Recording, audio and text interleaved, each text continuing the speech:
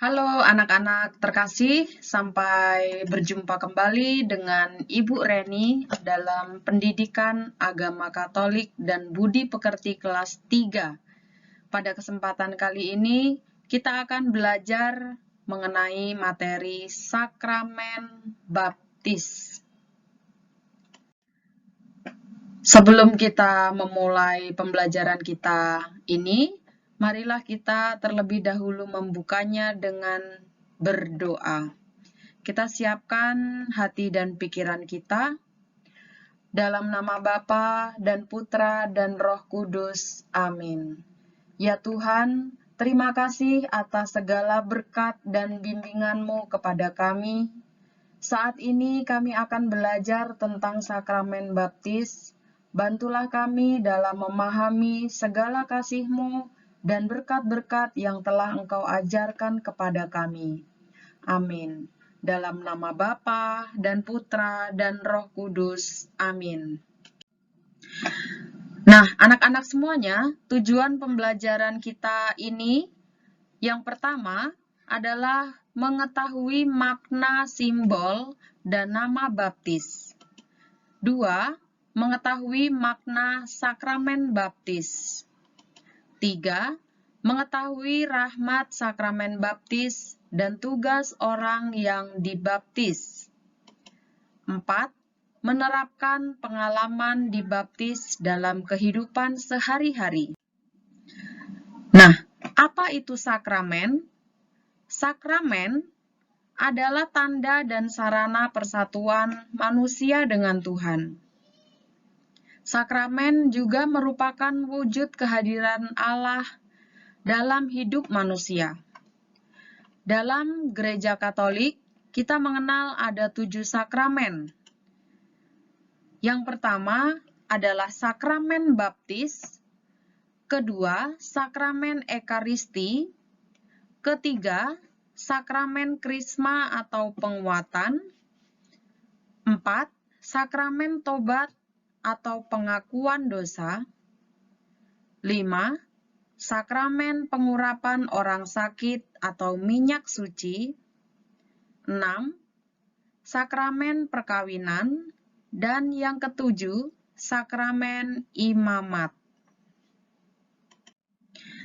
Nah, pada kali ini kita akan membahas lebih detail mengenai sakramen baptis. Sakramen baptis merupakan sakramen yang pertama kali diterima oleh umat Katolik. Sakramen baptis adalah sakramen yang pertama dalam inisiasi Katolik. Apa itu inisiasi? Inisiasi adalah penerimaan seseorang masuk ke dalam atau menjadi anggota kelompok tertentu. Kalau dalam inisiasi Katolik berarti ini adalah penerimaan seseorang masuk menjadi anggota gereja secara sah. Sebelum menerima sakramen baptis, maka seseorang tidak bisa menerima sakramen yang lain. Biasanya, yang memberikan penerimaan sakramen baptis itu adalah seorang imam atau romo.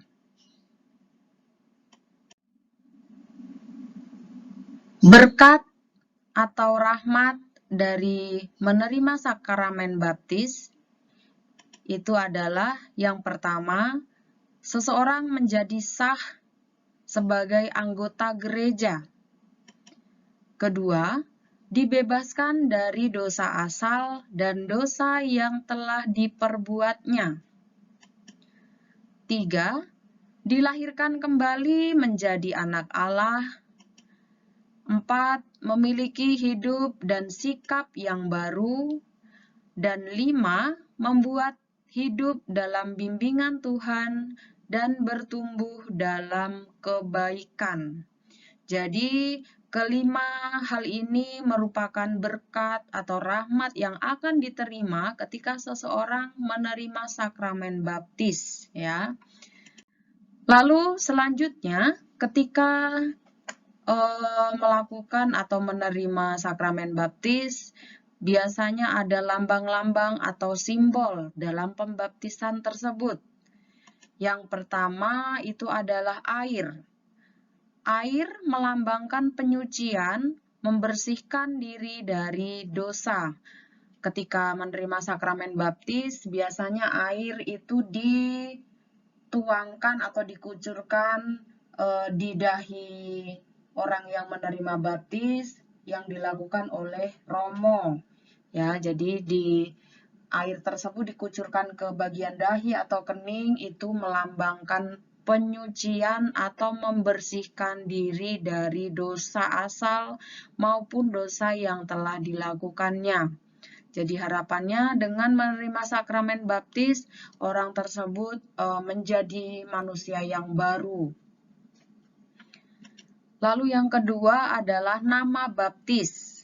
Nama baptis berasal dari nama santo atau santa yang ingin diteladan sikap dan tindakannya.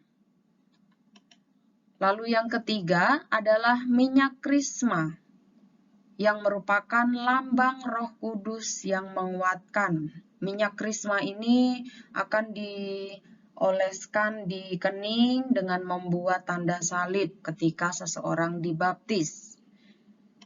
Lalu yang keempat adalah lilin menyala, yang melambangkan semangat baru agar terang Tuhan tetap hidup seperti terang lilin. Lalu yang kelima itu adalah kain putih yang melambangkan hidup baru yang suci. Jadi kain ini melambangkan orang yang menerima baptis tersebut kembali memulai hidupnya dari nol, dari awal, dan sudah dihapuskan dosanya. Selanjutnya adalah nama baptis. Setiap orang yang dibaptis pasti memiliki nama baptis. Ia bebas memilih nama santo atau nama santa yang ingin ia tambahkan dalam namanya untuk menjadikan nama baptis. Biasanya seseorang memilih nama baptis itu karena melihat dari karakter, sifat, atau perjuangan dari sosok santo maupun santa tersebut, sehingga ia ingin meneladaninya, menirunya, dan menghayati sikap-sikap atau hal-hal positif dari nama baptisnya tersebut dalam kehidupannya sehari-hari. Nama baptis berasal dari nama para kudus, yaitu nama santo bagi laki-laki dan santa bagi perempuan. Nama baptis dipilih dan dipahami kisah dan semangat santo-santanya, sehingga dapat dilaksanakan dalam kehidupan sehari-hari. Contoh nama baptis laki-laki, misalnya Fransiskus, Lukas, Agustinus, atau Benediktus.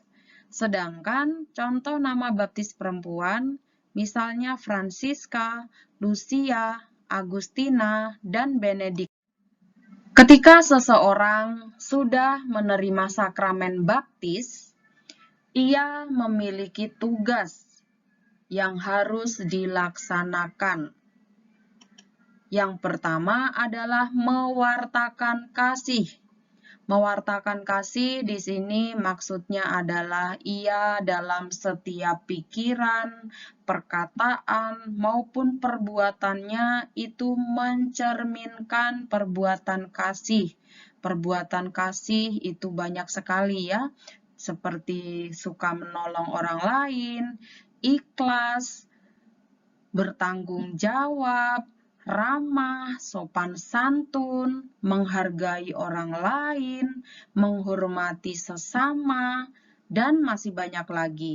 Yang jelas maknanya adalah mewartakan kasih berarti menerapkan perbuatan kasih itu kepada siapapun. Lalu yang kedua, berbuat kebaikan kepada semua makhluk. Ini berarti wajib ya.